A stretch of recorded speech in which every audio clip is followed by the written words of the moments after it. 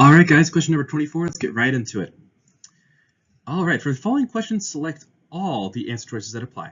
In triangle ABC, the measure of angle B is 90 degrees. The length of side AB is 4, and the length of side BC is x. If the length of the hypotenuse AC is between 4 and 8, which of the following could be the value of x? Indicate all such values.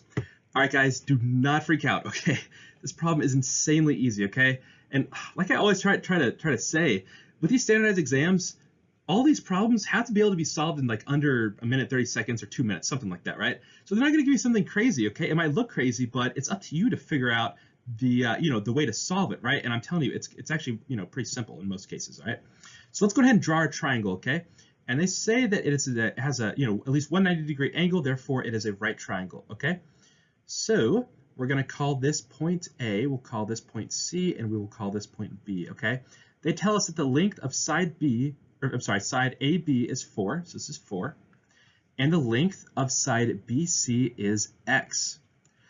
And then it says the length of the hypotenuse is between 4 and 8, so it could be anywhere from 4 to 8 for this one, okay?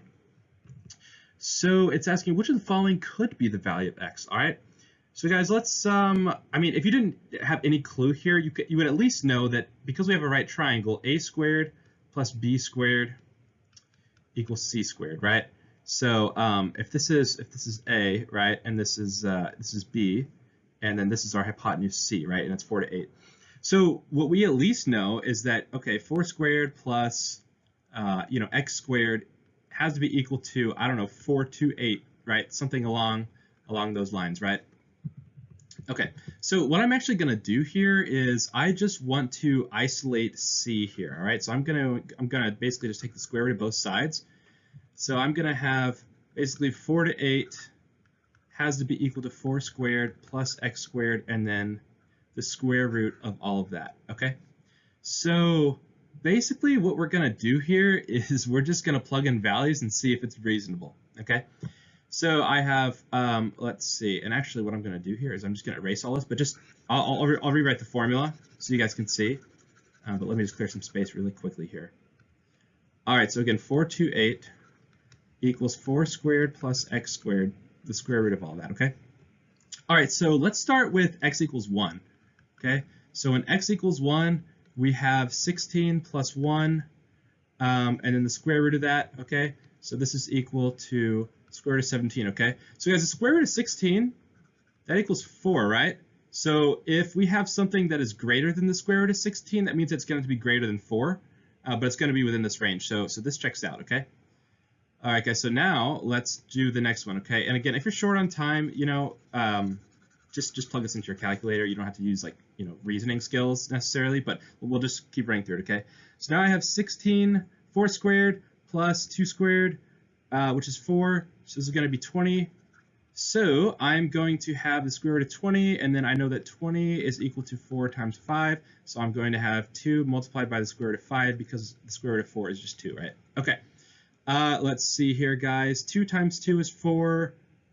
Let's see, square root of 5 has got to be greater than 2. So 2 times something that's greater than 2, but it's going to be greater than 4. So this is also going to work.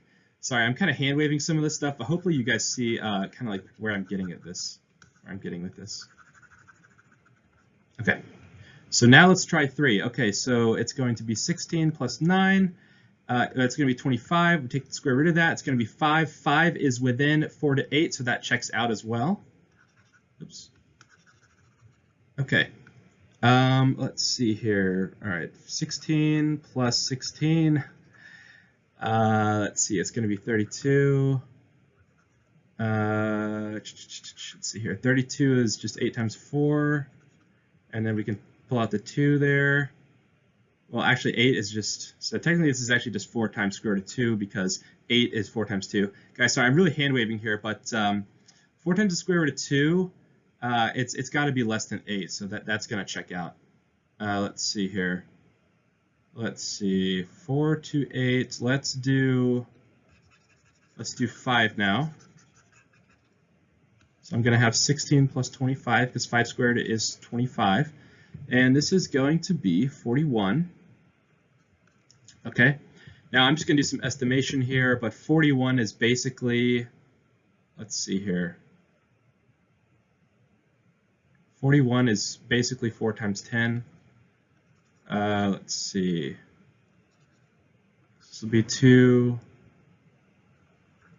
times the square root of 10. All right, guys, so what is the square root of 10? Let's think here.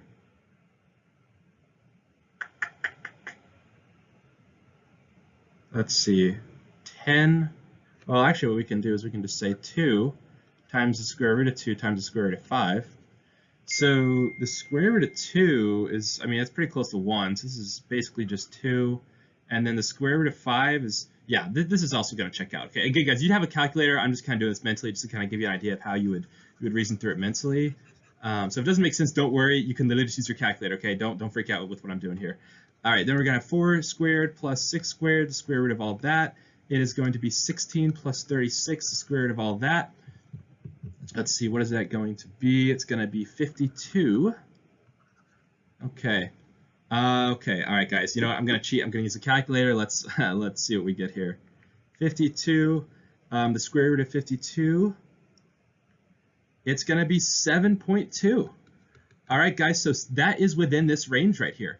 So, believe it or not, guys, for this multiple, all of these answer choices are correct. So you would quite literally bubble in all of these choices, okay? So, yeah, guys, that's the answer.